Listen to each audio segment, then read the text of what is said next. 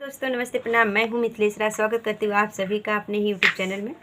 दोस्तों मैं लेकर आई हूँ आज बहुत ही बढ़िया विवाह गीत। गाना कैसा लगे कमेंट बॉक्स में जरूर बताना। मंडप में ले जाते समय का गीत है दोस्तों। गाना कैसा लगे कमेंट बॉक्स में जरूर बताना। मेरे चैनल को सब्सक्राइब नहीं किया तो सब्सक्राइब करना, मेरे वीडियो को लाइक करना, कमेंट करना, शेयर करना, फुल वैसे सपोर्ट करना। अपना आशीर्वाद प्यार दुलार हमेशा बनाए रखना दोस्तों। धन्यवाद। धीरे से डाका दुआरी अभी बेटी बाटू कुंवारी, धीरे से डाका दुआरी अभी बेटी बाटू कुंवारी। जब पापा दिए कन्यादानवा तब हो तुम सुहागिनिया भी बेटी बाटू कुंवारी।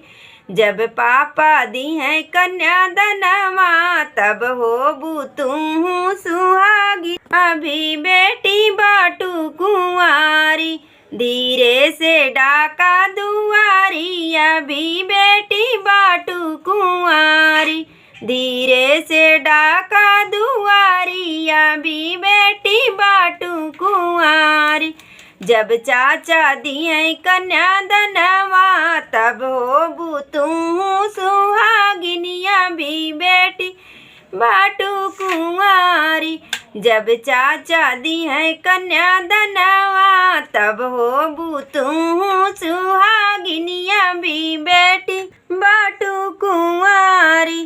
धीरे से डाका दुआरी अभी बेटी बाटू कुंवारी, धीरे से डाका दुआरी अभी बेटी बाटू कुंवारी।